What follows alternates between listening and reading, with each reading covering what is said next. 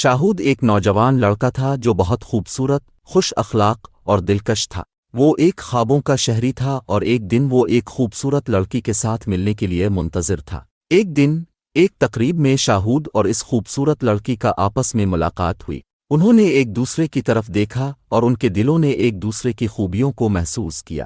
ان کے بیچ محبت کا سنگرا بھی پیدا ہو گیا۔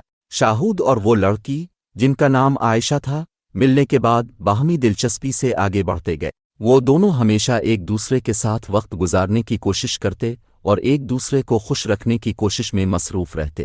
ایک دن شاہود نے جنتی دکان سے ایک خاص انگوٹھی خریدی۔ وہ آئینہ میں اپنی عائشہ کو دیکھ کر اس انگوٹھی کو اس کے انگوٹھے میں رکھا۔ یہ اس کا تعمیر کرنے والے کی یاد دلاتا تھا اور شاہود کو محبت کا احساس دلاتا تھا۔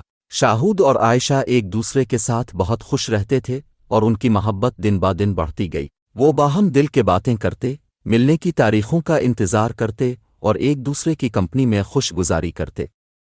شاہود اور عائشہ ایک دوسرے کے ساتھ بہت خوش رہتے تھے اور ان کی محبت دن با دن بڑھتی گئی۔ وہ باہم دل کے باتیں کرتے، ملنے کی تاریخوں کا انتظار کرتے اور ایک دوسرے کی کمپنی میں خوش گزاری کرتے۔ شاہود نے ایک خاص دن تیاری کی اور ایک خوبصورت شام کے لیے عائشہ کو بلایا۔ وہ دونوں ایک خوبصورت باغ میں رومانٹک ماحول تیار کرتے ہیں۔ شموعے کی روشنی، پھولوں کی خوشبو اور میوزک کے ساتھ وہ دونوں ایک دوسرے کے قریب تھے۔ شاہود نے عائشہ کے ہاتھ میں اس خاص انگوٹھی کو پیش کیا اور اپنی محبت کا اظہار کیا۔ عائشہ کی آنکھوں میں آنسوؤں کی چمک اور چہرے پر مسکان شاہود کو یقین کرنے کا احساس دلاتی تھی۔ وہ دونوں اپنے زندگی کے باقی حصے کو ایک دوسرے کے ساتھ گزارنے کا عزم کرتے ہیں۔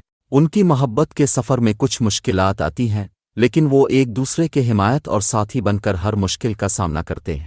شاہود اور عائشہ کی رومانٹک کہانی نے لوگوں کو محبت کے پیغام کا احساس دلایا۔ وہ دونوں ایک دوسرے کے لیے خوشیوں کی دنیا بنا دیتے ہیں